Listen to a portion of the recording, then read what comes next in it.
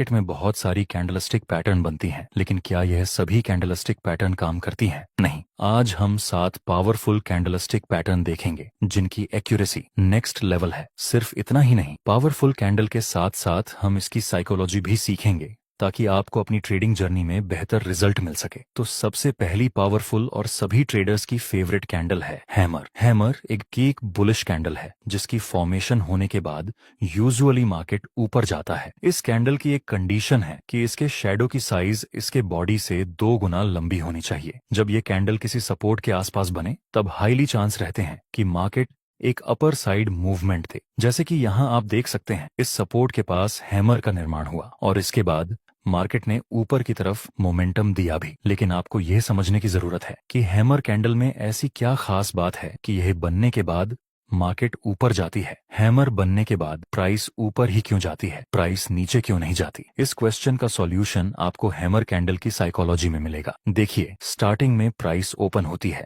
और सेलर्स की वजह से प्राइस नीचे गिरने लगती है, पर किसी इंपॉर्टेंट सपोर्ट के पास बायर्स एक्टिव होते हैं और प्राइस को ऊपर की तरफ पुश करते हैं। एंड में प्राइस जहां ओपन हुई थी उसके भी ऊपर बायर्स प्राइस को क्लोज करवाने में कामयाब रहते हैं। शुरुआत में सेलर्स ने पूरी कोशिश की थी प्राइस को नीचे गिराने की, लेकिन एंड में बायर्स ने पूरा कंट्रोल लेकर अपना डोमिनेंस दिखाया, जिसके बाद हमें हैमर कैंडल जैसी फॉर्मेशन मिलती है। इस कैंडल में अभी बायर्स का डोमिनेंस है। जब दूसरी कैंडल भी इस हैमर के हाई के ऊपर क्लोज हो जाए तब हम कंफर्म हो जाते हैं कि अब प्राइस यहां से एक अपर साइड मूवमेंट दे सकती है, क्योंकि यह दोनों ही कैंडल में बायर्स का डोमिनेंस है। अब दूसरी इंपॉर्टेंट कैंडल देखते हैं जो कि सेलर्स की पसंदीदा कैंडल में से एक है, वह है शूटिंग स्टार। शूटिंग स्टार एक भी बेयरिश कैंडल है जिसकी फॉर्मेशन होने के बाद यूजुअली प्राइस नीचे गिरती है। इसकी भी एक कंडीशन है कि इसके शैडो की लंबाई इसके बॉडी से मिनिमम 2 गुना ज्यादा होना चाहिए। जब यह कैंडल किसी रेजिस्टेंस के आसपास बने तो हाईली चांस रहेंगे कि प्राइस नीचे गिरे। जैसे आप देख सकते हैं, यहाँ मार्केट पहले अपर ट्रेंड में मूव कर रहा था, फिर हमें एक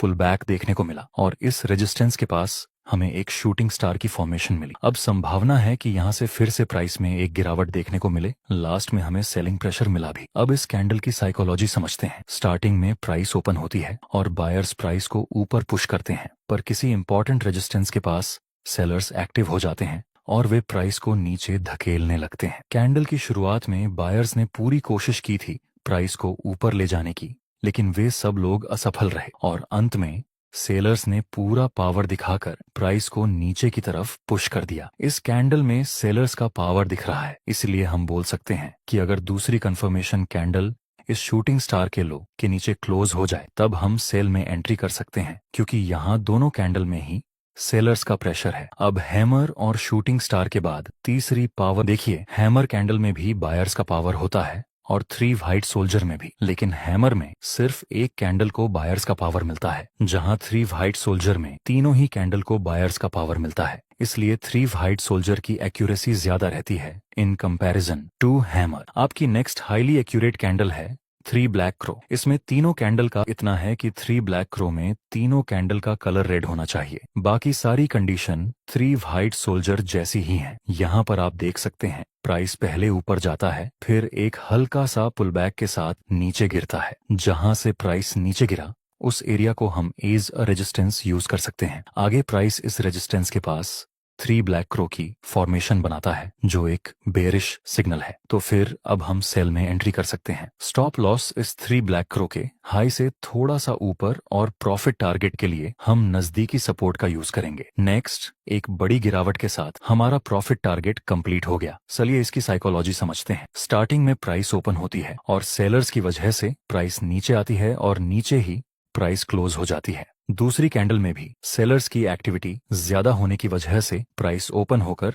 नीचे क्लोज हो जाती है और थर्ड कैंडल में सेलर्स का पावर ज्यादा होने की वजह से प्राइस ओपन होकर नीचे क्लोज हो जाती है। यह तीनों ही कैंडल में सेलर्स सेल करने में ज्यादा इंटरेस्टेड हैं, इसलिए यहाँ संभावना है कि आगे भी प्राइस नीचे गिर सकती है। दोस्तों, इस वीडियो में हमने ट्रेडिंग के बहुत सारे न्यू कॉन्सेप्ट ऐड किए हैं जिससे कि आपकी ट्रेडिंग जर्नी सिंपल हो जाए। वीडियो बनाने में हमारी पूरी टीम की बहुत ज्यादा मेहनत लगी है। अगर आप हमें सपोर्ट करना चाहते हैं तो एक लाइक जरूर कर देना। आपकी नेक्स्ट कैंडल है बुलिश एंगल्फिंग। ये कैंडलस्टिक पैटर्न दो कैंडल के कॉम्बिनेशन से बनती है, जिसमें पहले वाली कैंडल का कलर रेड होना चाहिए और दूसरी बड़ी कैंडल का कलर ग्रीन होना चाहिए। यह बुलिश कैंडल है, तो यह किसी सपोर्ट के आसपास बननी चाहिए। इसकी एक और कंडीशन है कि यह फर्स्ट वाली कैंडल का हाई एंड लो पूरी तरह से दूसरी वाली ग्रीन कैंडल के अंदर होना चाहिए। यहाँ पर आप देख सकते हैं इस इंपॉर्टेंट सपोर्ट के पास बुलिश एंगल्फिंग पैटर्न का निर्माण हुआ और फिर प्राइस ने अपर साइड मूवमेंट दिया भी था। इसके पीछे की साइकोलॉजी समझते हैं। स्टार्टिंग में प्राइस ओपन होती है और सेलर्स की वजह से प्राइस नीचे मूवमेंट देती है और नीचे ही कैंडल क्लोज हो जाती है। मतलब इस कैंडल में अभी सेलर्स का डोमिनेंस है। दूसरी कैंडल हल्का सा गैप डाउन होकर ओपन होती है, जहां सेलर्स प्राइस को नीचे ले जाने की कोशिश करते हैं, लेकिन करेंटली बायर्स एक्टिव होते हैं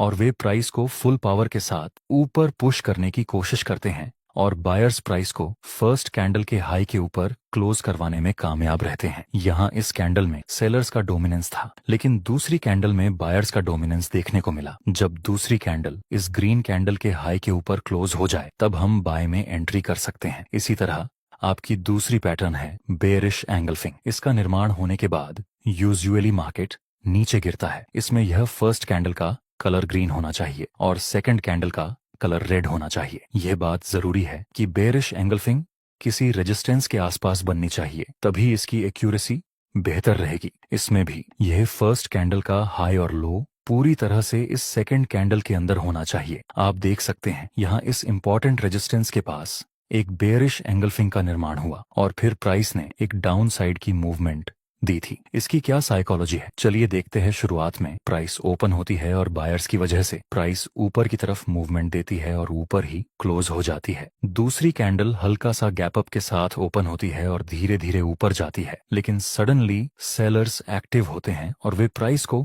बहुत ही ज्यादा नीचे ले जाते हैं। लास्ट में दूसरी कैंडल फर्स्ट कैंडल के लो के नीचे क्लोज हो जाती है। इस फर्स्ट कैंडल में बायर्स का डोमिनेंस था, लेकिन दूसरी कैंडल में सेलर्स ने अपना पोटेंशियल दिखाया। जब कंफर्मेशन कैंडल इस रेड कैंडल के नीचे क्लोज हो जाए तब हम सेल में एंट्री कर सकते हैं। आपकी आखिरी कैंडलस्टिक पैटर्न है डोजी। दोस्तों, डोजी एक इंडिसीजन कैंडल है। डोजी कई तरह की होती है, जैसे कि dragon fly doji, long leg doji, common doji, लेकिन आपको इसको इतना कॉम्प्लिकेटेड नहीं करना है, आपको इसे सिंपल ही रखना है। देखिए, डोजी में जो बॉडी होती है वह बिल्कुल ही ना के बराबर होती है और लंबे शेडो होते हैं। इसको आप बाय करने के लिए भी यूज कर सकते हैं और सेल करने के लिए भी यूज कर सकते हैं। कैसे, आइए देखते हैं। जब किसी इंपॉर्टेंट सपोर्ट के पास डोजी कैंडल मिले और दूसरी कैंडल डोजी के हाई के ऊपर क्लोज हो जाए तब आप बाय में एंट्री कर सकते हैं। इसी तरह जब डोजी किसी इंपॉर्टेंट रेजिस्टेंस के पास बने और दूसरी कंफर्मेशन कैंडल डोजी के लोरी के नीचे क्लोज हो जाए तब आप सेल में एंट्री कर सकते हैं। याद रहे दोस्तों,